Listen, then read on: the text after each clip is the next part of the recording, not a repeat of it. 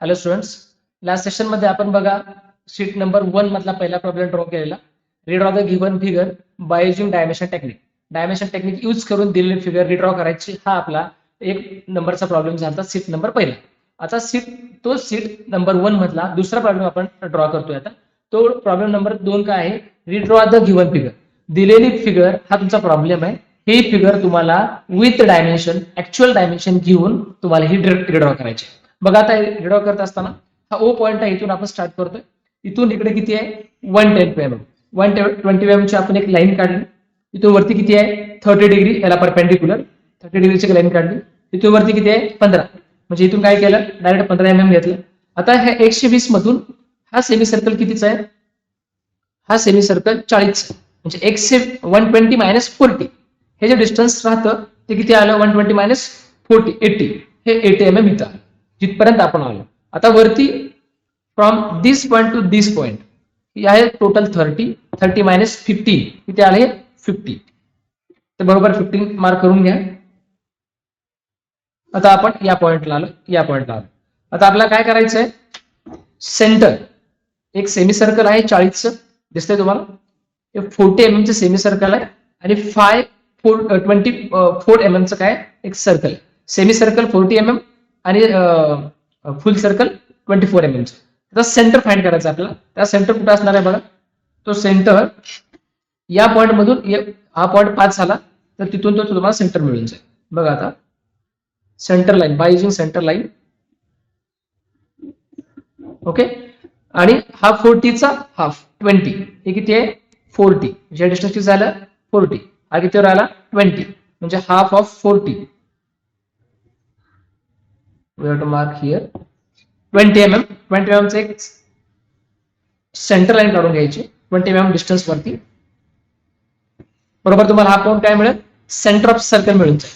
हा काय मिळून जाईल? Centre of circle. आता सेंटर ऑफ सर्कल मिळाल्यानंतर आपलं सर्कल काढताना सोपं जातं. हे किती आहे?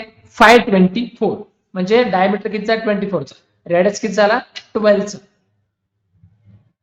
12 mm रेडियस. कंपास मध्ये डिस्टन्स घ्या, सेंटर तोच ठेवा आणि आपल्याला काय करायचंय? सर्कल ड्रॉ करायचं आहे त्या सेंटर पासून.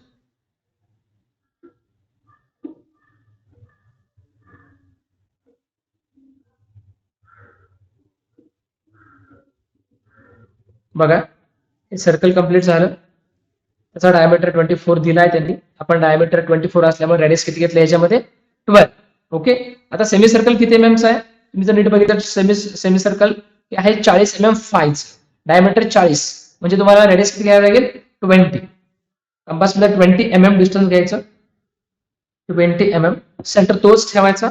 बघा इथून इथपर्यंत हा 20 mm चा, हा तुम्हाला 20 mm semi circle.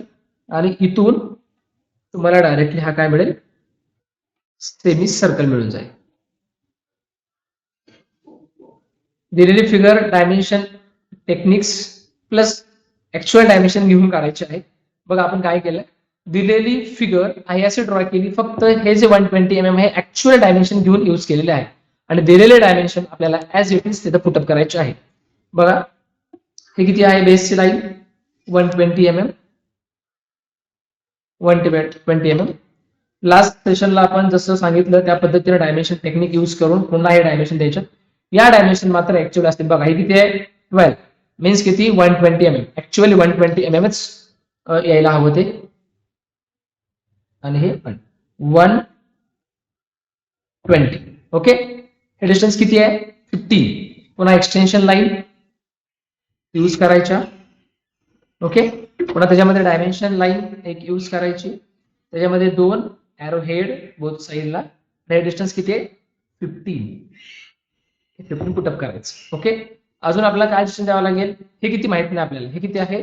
30. Dimension question मध्ये बघूनच द्यायचे.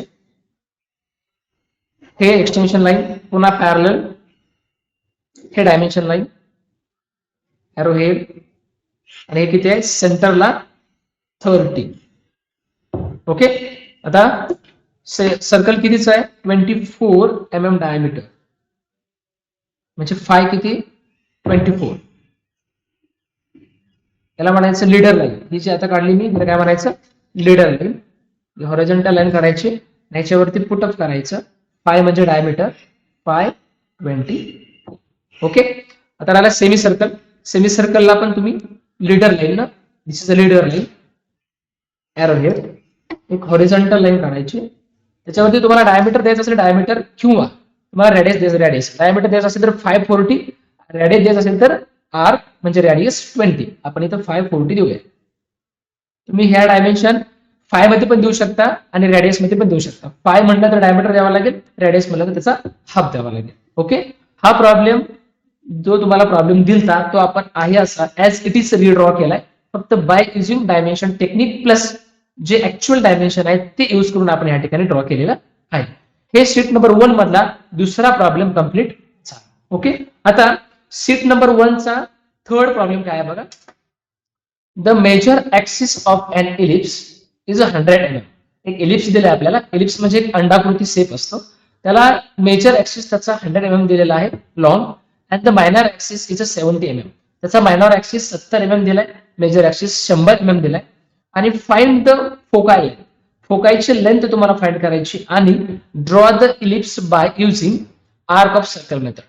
इलिप्स काढण्याच्या दोन मेथड आहेत, आर्क ऑफ सर्कल मेथड आणि कॉन्सेंट्रिक सर्कल मेथड.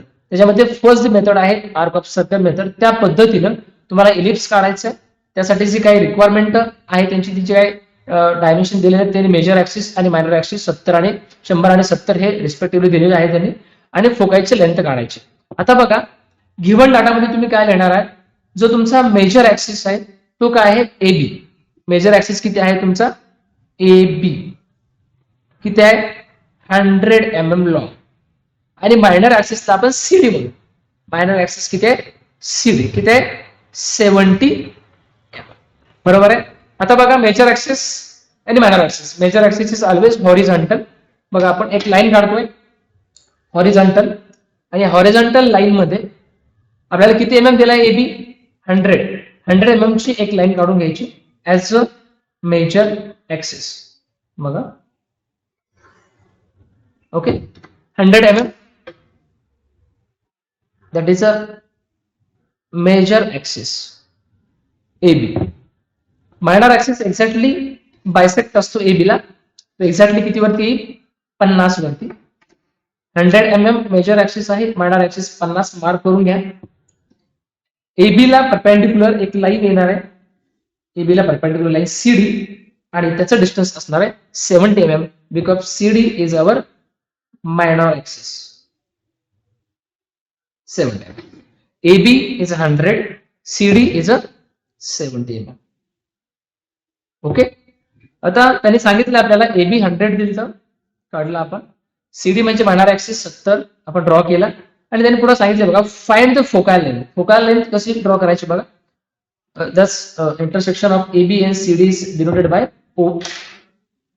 आता बघा, डिस्टन्स O पासून A चं, डिस्टन्स O पासून A चं किंवा O पासून B चं, दोन्ही सेमच आहे, हे डिस्टन्स कंपास मध्ये घ्यायचं. कंपासचं टोक C वर ठेवा किंवा D वर ठेवा. Suppose we put up that point on point D, आणि AB ला कट करायचं, या साईडला एकदा आणि या साईडला एकदा. काय केलं आपण, कंपास मध्ये O पासून A चं अंतर घ्यायचं. काही लोक O पासून B चं घेतील, कुठलंही सेमच अंतर असेल.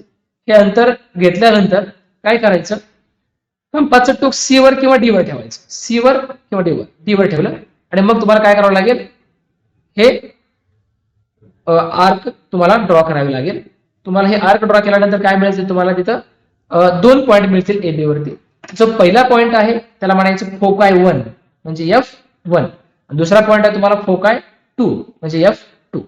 बरोबर आहे. आणि त्याने आपल्याला विचारलं, फाइंड द फोकाय लेंथ, म्हणजे distance in between F1 and F2 is our focal length. इथे फोकाय लेंथ बघा 70 mm. इथे 70 mm, म्हणजे फोकाय लेंथ किती झाली आपली, 70 mm. Distance between F1 to F2 is equal to किती झालं, 70 mm. 70 mm. म्हणजे त्यांनी आपल्याला फाइंड करायला सांगितले, फोकाय लेंथ फाइंड करायला सांगितली होती. आपण फोकाय लेंथ फाइंड केली आणि किती आहे ते डिनोट केली, 70 mm आहे. पुढे त्यांनी काय सांगितले, draw the ellipse by using arc of circle method. Arc of circle method use करून आपल्याला ड्रॉ इलिप्स इलिप्स ड्रॉ करायचा. बघा इलिप्स ड्रॉ करण्याची पद्धत काय, F1 पासून O च जे डिस्टन्स आहे त्याचे इक्वल पार्ट करायचे. सपोज हे डिस्टन्स 3.5 आहे, नियर अबाउट याचे 3 आपण 11.5 समथिंगचे 3 पॉइंट घेऊया, 1 2 आणि 3. त्याचे आपण इक्वल पार्ट केले, 1 2 आणि 3, 3 इक्वल पार्ट केले. आता म्हणजे 3 इक्वल पार्ट केल्यानंतर कंपास घ्यायचा. कंपास घेतल्यानंतर काय करायचं बघा, लक्ष ठेवा. कंपास मध्ये अंतर घ्यायचं ए पासून 1 च, ए पासून 1 च. कंपासचं टोक ठेवायचं F1 वरती.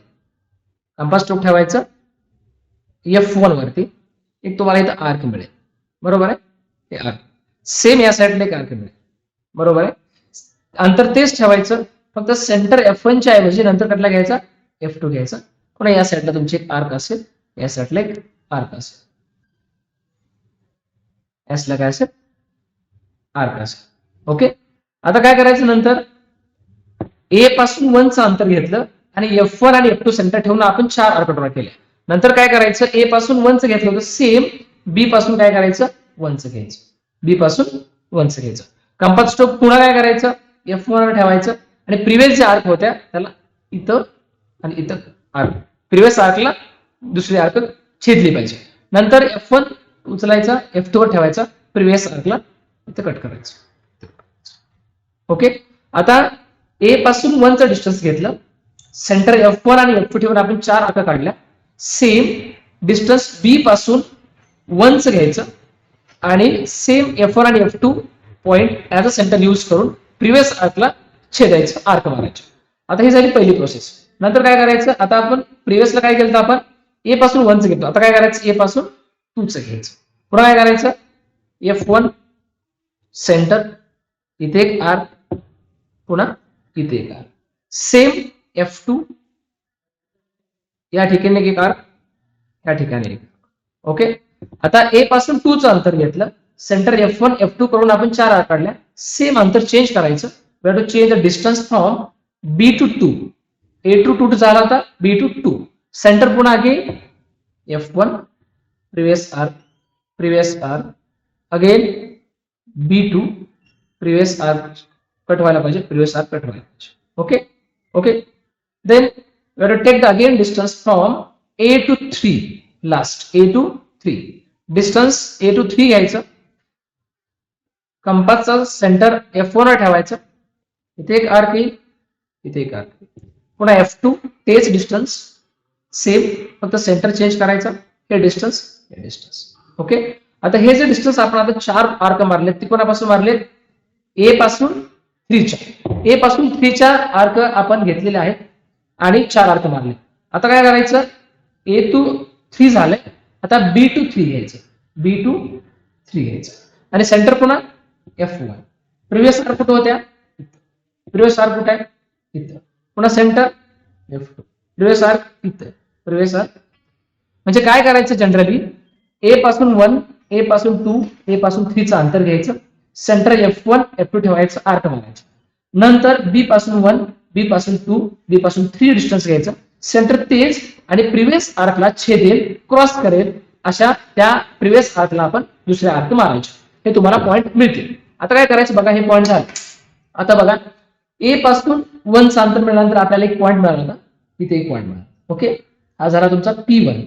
सपोज त्याच झाला दुसरा पॉइंट मिळाला, हा झाला तुमचा P2, हा P3, हा P4 द्या, किंवा ठीक आहे P5, हा P6 आणि पुन्हा वरती P1 डॅश द्या, P1 dash, P2 dash, P3 dash, P4 dash, P5 dash आणि P6 डॅश, डॅश मध्ये करून घ्या. आता आपल्याला काय करायचं आहे, हे जे P पॉइंट आहेत ते ए आणि बी मधून पास व्हायला हवेत आणि तुम्हाला एक स्मूथ कर्व काढायचा आहे फ्री हँड मध्ये. ओके. फ्री हँड मध्ये कसं करायचं बघा. आता आपण काय करणार आहे, ह्याच्या P पॉइंट मधून पास व्हायला पाहिजे ए आणि बी, ए बी सी डी, हे जे 4 पॉइंट आहेत, ह्या 4ही पॉइंट मधून तुमचा कर्व पास व्हायला पाहिजे विथ हे P पॉइंट घेऊन. Okay.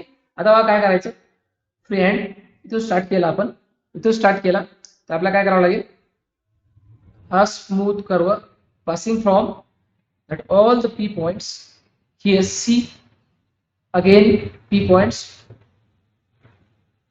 passing from B, P point passing D, again P,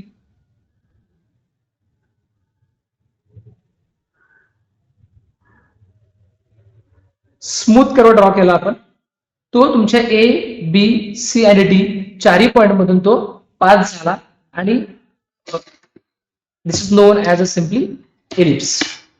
नाव द्यायचं